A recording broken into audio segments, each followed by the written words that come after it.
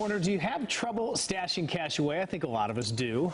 We have issues, don't we? A new study finds sentimental things like a favorite family trip or a piece of heirloom jewelry or an emotional attachment could be the secret to you saving more money. And who better to tell us how to save? Our good friend, Fox Consumer reporter Steve Noviella, back with us this morning. Hi, Steve. Good to see you. Good morning to you guys. You know, perfect timing here. Tomorrow, National Savings Day. Who knew, right? My guest this morning, Dr. Brad Klontz, financial psychologist. Now, this is a study that was commissioned by Capital One, the Banking Reimagined Savings Study.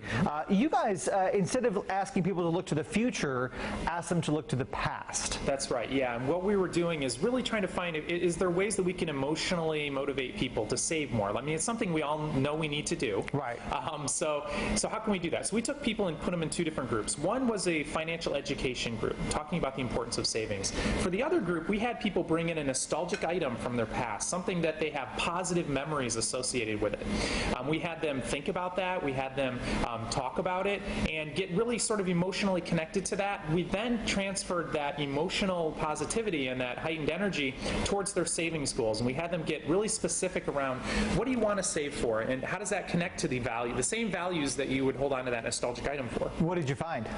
We found a dramatic increase in savings behavior. So for the financial education group, they boosted their savings by about 20%, whereas the sentimental item group boosted their savings almost 70% from where they were 3 weeks prior. It's interesting because sure, we have nice memories, but I don't know that, at least I don't think, that I would think, okay, well, this memory is associated with money, but you do say be specific when you're talking about, okay, I've got this now energy and this sentiment. Now harness specificity in terms of what I'm going to be saving for. Yeah, you're right. It's not about the money. It's about what is that for? I mean, what are you saving for? And so in terms of getting specific, we had people, instead of saying that they're saving for some amorphous goal that they're not really excited about, get excited about it. So what is it you're saving for? So for example, a 2018 European family vacation. Now that is something that I could get excited for, of course, and start saving for, and that's what they were able to do. Yeah, so to say, okay, we're saving for this trip at this date or this time. So now I've got my goal, I've got the plan,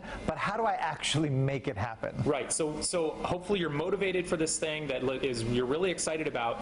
What to do next is to capitalize on that emotional engagement and automate your plans. So set up something where you can do an automatic contribution from your checking to your savings account, for example, because we all have a tendency to leave things the way they are. So capitalize on that emotional engagement to take action. Yeah, the other thing that I like to do, I'm assuming you'll agree, really small steps here. You know, hey, not $5 grand by the end of the year, but maybe $100 a week. That way I have more opportunities for success along the way. Yeah, that's right. And as you see that build up, it just makes you feel good, and before you know it, you'll be reaching your goals. Yeah, sure. And it reminds people just how easy it is. Again, National Savings Day tomorrow. We've got a link right now. If you want to read more about the Capital One study, it's on your station website. All right. Some good advice. I think we could all apply a little bit of that, and things will be good. Save for that rainy day, right? Yes, that's why I make my coffee at home, right? All right, much more.